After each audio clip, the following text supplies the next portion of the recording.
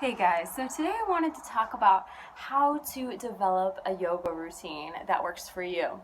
I think it's really important to be able to kind of cultivate a little bit of a yoga sequence for yourself and your own body. So it'll encourage you to do self-practice every day or as much as you can.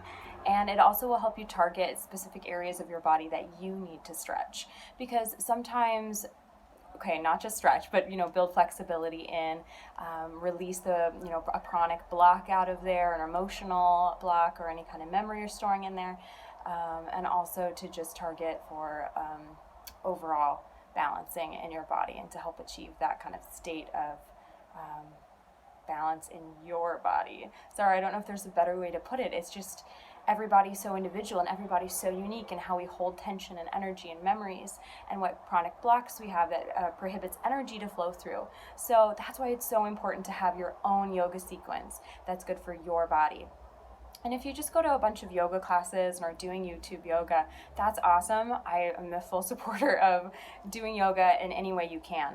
But after going to classes, as many times a week as you can, after just going to a few and after doing some YouTube channel, maybe yoga videos, or maybe you've signed up for a online yoga classes like on Alo Yoga or Yoga International, whatever way you're doing yoga, maybe just think about kind of, okay, what poses are hardest for me? Is it hip openers? Is it back bends? Is it like, where is the true tension in my body? What's the hardest? What's actually kind of stopping me from progressing and from even achieving other asanas? So for me, it's my hips. My hip flexors, both the inner and the outer, are really, really tight. That's my fault because I did, years and years of competitive soccer playing, and I was always an athlete, and I didn't focus on flexibility, but instead on strength. And so I couldn't really even touch my toes easily in the beginning of all of this, and I could, but it was it was a stretch, it was hard. And so that's hamstring, but sitting in butterfly was never really comfortable for me either. So even cross-legged, it was hard to sit there for 15 minutes.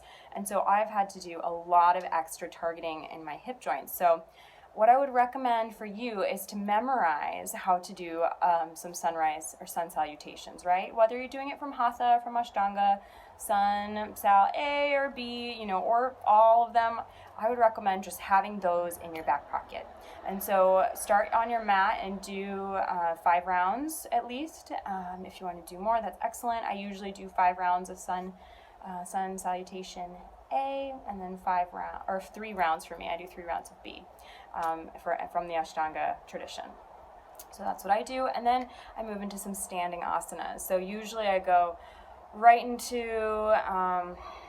you can do some forward folds like Padangustasana, Padahastasana, do some side angle poses, whether you want to do a warrior or a trikonasana, do some high lunges, then move on to balancing. So start with sun salutations, then some standing sequences, and then do a couple balancing. So whether you just want to stay in tree pose for a few breaths, or whether you want to challenge yourself with Tisa Asta Padangustasana, or if you want to do something trickier, that's awesome, that's great.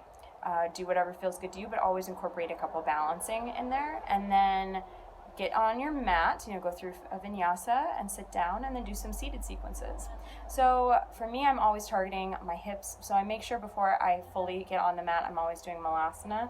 I do a lot of prasarita padottanasana, A, B, C, and D, or with some variations. I'm always, when I get to the mat, then I will do butterfly and wide angled forward fold.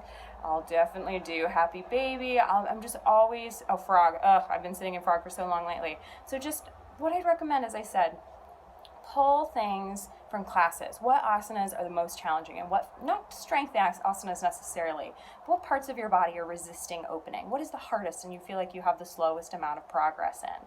Target that. And then you can also jump on the internet, right? Hop on Pinterest or hop on any of your preference, for places to look for asana inspiration.